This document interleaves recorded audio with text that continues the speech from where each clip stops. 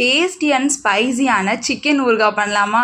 என்னடா சிக்கனில் ஊறுகாயா அப்படின்னு நினைப்பீங்க. சிக்கனில் ஊறுகாய் பண்ணாலும் டேஸ்ட்டுக்கு ஒரு துளி அளவு கூட குறையே இல்லாமல் செம்ம டேஸ்ட்டாக 2 நாளைக்கு வச்சு சாப்பிட்ற மாதிரி எப்படி செய்கிறதுன்னு பார்க்கலாமா?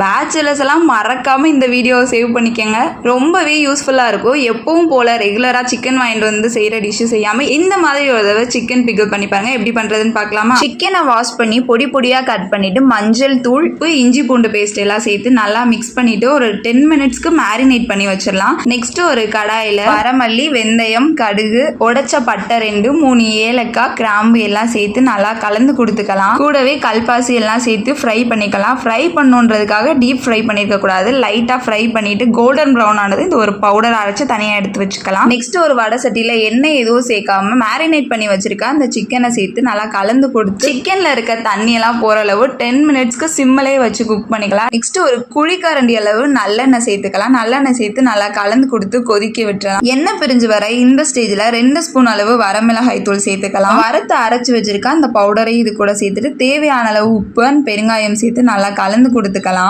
இந்த ஸ்டேஜ்லயுமே அடுப்பு மீடியம் ஃப்ளேம்ல தான் வச்சிருக்கணும். ஃபுல் ஃப்ளேம் கொண்டு வரக்கூடாது. நல்லா குக் ஆகட்டும். ஹாஃப் லெமனை சீடை ரிமூவ் பண்ணிட்டு இது கூட சேர்த்து நல்லா கலந்து கொடுத்துக்கலாம். அவ்வளவுதான். லெமன் ஜூஸ் சேர்த்ததுக்கு அப்புறம் எண்ணெய் நல்லா பிரிஞ்சு வர இந்த ஸ்டேஜ்ல அடுப்பை ஆஃப் பண்ணிட்டு ஒரு ஏர்டைட் கண்டெய்னர் பாக்ஸ்ல போட்டு நீங்க 3 டேஸ் வரைக்கும் யூஸ் பண்ணிக்கலாம். சிக்கன் அப்படின்றதுனால 3 டேஸ்க்குள்ளேயே யூஸ் பண்ணிருங்க. 1 வீக்லாம் வச்சு யூஸ் பண்ணக்கூடாது. மறக்காம ஊறுகாய் செஞ்ச அந்த சட்டியில சாதத்தை போட்டு சாப்பிட்டுருங்க. அவ்வளோ டேஸ்டா இருக்கும். தொடர்ந்து நம்மளோட வீடியோ பார்க்கணும்னு நினைச்சீங்கன்னா கண்டிப்பா சேனலை சப்ஸ்கிரைப் பண்ணிக்கோங்க. மறக்காம ட்ரை பண்ணி பாருங்க. கியூட்டீஸ் அல்ட்டியா இருக்கும்.